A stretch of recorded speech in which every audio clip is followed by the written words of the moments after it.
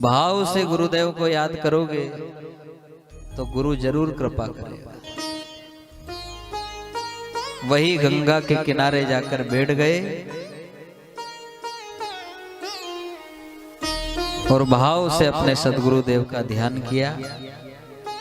कहा, है गोविंद, है गोपाल, है मेरे सांवरिया सेठ, तूने ही माँ के गर्भ में मेरी रक्षा करी,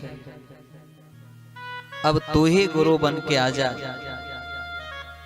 और मुझे भव से पार कर दे। और भाव से जब याद करोगे तो गुरु सामने प्रकट हो जाएगा। कहते ही राजा परीक्षित बड़े बड़े संतों के पास गए, जिनकी बड़ी बड़ी जटा है, जिनकी बड़ी बड़ी दाढ़ी है, भगवे पेंट रखे हैं, उनसे कहा। और याद रखना, जब राजा परीक्षित गंगा के किनारे पहुंचे तो बड़े बड़े भगवाधारी वहां पहुंच गए, एक से एक संत महात्मा पहुंच गए। कहा कि मैं तुझे गुरु नाम दूंगा, तू क्यों घबराए, मैं तुझे गुरु नाम दूंगा। अब गुरु नाम देने के लिए सब तैयार हो गए, लेकिन राजा परीक्षित ने कह दिया कि हाँ मैं गुरु नाम लूंगा, लेकिन मैं उसी से गुरु नाम लूंगा जो 7 दिनों में भगवान से मिला दे। सब के सब पीछे हटी गया है। दादा खुद का ठिकाना को नहीं रे, खुद का ठिकाना नहीं है कि भगवान कब मिले, और थारे 7 दिन की गारंटी नहीं। खुद का तो भरोसा नहीं है कि नरक में जाएंगे स्वर्ग में, और थारे नहीं, नहीं, नहीं। जितने भी नाम देने वाले आए सब पीछे हट गए। और भगवान भगवा पहनने से नहीं मिलता है, भगवा पहनने से भगवान नहीं मिले, भगवान तो भजन करने से मिले। भजन में वजन होना चाहिए।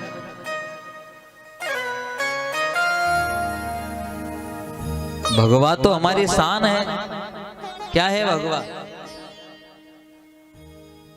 हर हिंदू की शान भगवा है। हर हिंदू के शरीर का जो रक्त है वो रक्त भी भगवा है। और हमारे इस देश में ऐसे ऐसे वीर हुए हैं साहब, ऐसे ऐसे वीर हुए कि उन्होंने इस भगवा के लिए कहीं बलिदान कर दिए। हजारों भाइयों ने, हिंदू भाइयों ने बलिदान दिया, लेकिन भगवे को नीचे नहीं गिरने दिया। हम जिस दिन विक्रमगढ़ में आए उस दिन हमें बड़ा अच्छा लगा कि हर भाई के घर पे सब हिंदू भाइयों के घर पे भगवा लहरा रहा है। और यही तो है वो भगवा कौन है? वो स्वयं हनुमान जी महाराज है। और जिसके घर की चौकी हनुमान करे उसका कोई बिगाड़ेगा? कोई कुछ नहीं बिगाड़ सकता। अरे हम तो ये भी कहेंगे, इतनी माताएं बहनें यहाँ बैठी है, कि मकान पे तो भगवा लगाओ, लेकिन आप अपने बाल बच्चों को बचपन से वो संस्कृति दो, वो संस्कार दो, और चोटी जरूर रखो। आजकल है नहीं, बिल्कुल अगल बगल से गंजो हो जाएगा, लेकिन वो चोटी नहीं रखे। बिल्कुल बिल्कुल ऐसो बेकार लगेगा ने, अगल बगल से टकलो खाली थोड़ो सो यहाँ रखी लेगा गुफा मुझे ने बड़ो फरे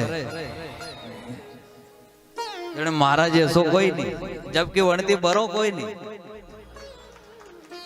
तो बेकार लगी पण ऐसो चश्मो लगाइन फरे जैसे मारो जैसो कन्हैयो कोई नहीं। अरे तू कन्हैया तो बहुत बेकार लग रहा है रे। क्यों अपनी संस्कृति को तू मिट्टी में मिला रहा है? जो चोटी रखे बेचारा वो स्कूल भी जाए नहीं, वो एक छोरा चोटी वाला तो पूरा सबका छोरा कहीं, जिस सब जितने भी स्कूल में सब बोले चोटी आई, चोटियो आई बेचारा वो घरे जाए, उनका माँ बाप ने बोले मम्मी कहीं या चोटी काटो, हाँ चोटी नहीं काटनी अपने हिंदू। अरे तो सब चोटियो चोटियो के, अरे बोलवा दे चोटियो चोटियो, चोटी नहीं काटनी। वो बेचारो परेशान हुई। लेकिन जब रिजल्ट आया तो वगर चोटी का सब फेल हुई, ना चोटियों पास, क्योंकि वो चोटी काम करेगी, काम कहीं करेगी चोटी। जो मजा लेता था भी बोले अरे गजब इतना नंबर लिया है। तो चाहे, और ये चोटी किसने काटी थी मालूम? पहले सब जितने भी हिंदू भाई थे सब सिक्का रखते थे, चोटी रखते थे। जब ये अंग्रेज का राज्य आया और अंग्रेजों ने सोचा कि इनको गुलाम कैसे बनाए, तो एक अंग्रेज ने कहा एक काम करो, इन हिंदुओं को अपनी चोटी बहुत प्रिय है और इनकी चोटी काट दो। जिनकी चोटी कटी हुई रहेगी जब तक वो अंग्रेज के गुलाम का है। अब अंग्रेज तो चली गया लेकिन उनका गुलाम कितना आज भी न। फिर बोले भारत माता की जय, भारत माता की, कहीं की जय करे, लाजे मार दो तुम तो। हिंदुत्व का निशान मिटा दिया तूने। और ये गुण जरूर ले जाना, चोटी जरूर रखो। अरे ठीक है अपने मकान में आप चोटी नहीं रखो तो कम से कम अपने मकान पे तो 12 ही महीना, ऐसा नहीं कि 7 दिन ही भगवान नजर आए, नहीं 12 ही महीना भगवा नजर आना चाहिए। क्योंकि इस भगवा के वास्ते तो महाराणा प्रताप ने 6 महीने तक घास फूस की रोटियां खाई साहब, 6 महीने तक। किसी ने पूछा क्यों आपने चित्तौड़ छोड़ दिया, आपने राजपाट छोड़ दिया, आपने परिवार छोड़ दिया, आपने मित्रों को छोड़ दिया, लेकिन ये हाथ में ये भगवा रंग का ध्वज नहीं छोड़ा, क्या इसमें? महाराणा प्रताप ने कहा कि भगवा मेरी आन है, भगवा मेरी शान, और इस भगवा के वास्ते चित्तौड़ भी कर दूंगा दान, इस भगवा के वास्ते चित्तौड़ कर दूंगा। ऐसे ऐसे वीर हो गए इस पृथ्वी पर। और ये कथा ही इसीलिए तो है